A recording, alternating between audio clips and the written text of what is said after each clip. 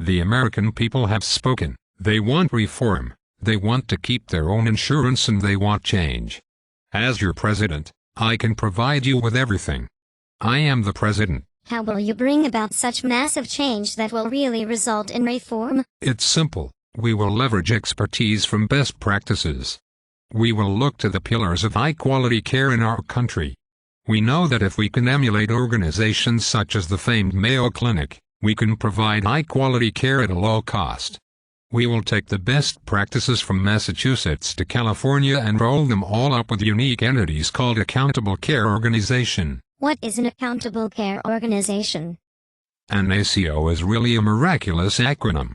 It stands for Accountable Care Organization, and these will save us money. When can we start saving all of this money with ACOs? That is an easy question too. All you need to do is to read the law called the Patient Protection and Affordable Care Act.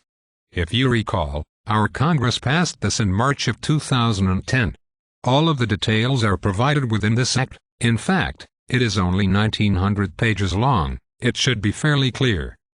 What other things will health reform do? As I told the American people, health reform is not just one thing, it is a comprehensive change. For example, if you want to keep your own health plan, you can. We will finally be able to provide health insurance for everyone in one of two ways. If you can't afford health insurance and don't have a job, you can be on Medicaid. If you do have a job, we will make your company pay for it. If they won't pay, we will impose fines and penalties upon them to make them compliant. I have heard that there are problems with this idea.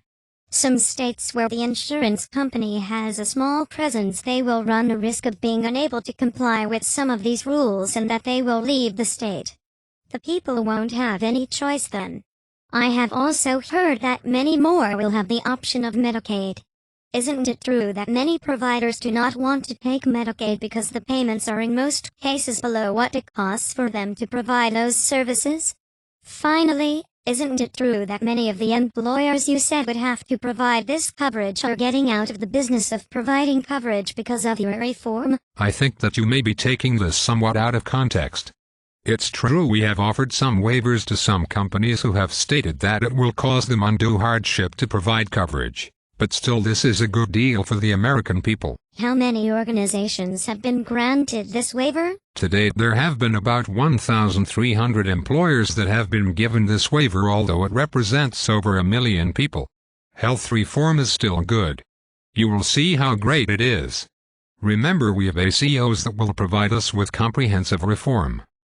Isn't it true that many of these ACOs will not really be formed? No. All you need to do is to look at the pillars of our healthcare system and see how they have already implemented amazing things. But, isn't the Mayo Clinic in Minnesota a pillar of our health system? Yes, that's exactly right. That's the kind of healthcare we will provide for everyone. Mayo will be our model moving forward. Mr. President, did you know that Mayo recently announced that they would not be providing an ACO? No, I didn't know that. But I'm sure everyone else will think it's a good idea. Listen, the American people have spoken. We need to reform. The bottom line that my plan will be implemented.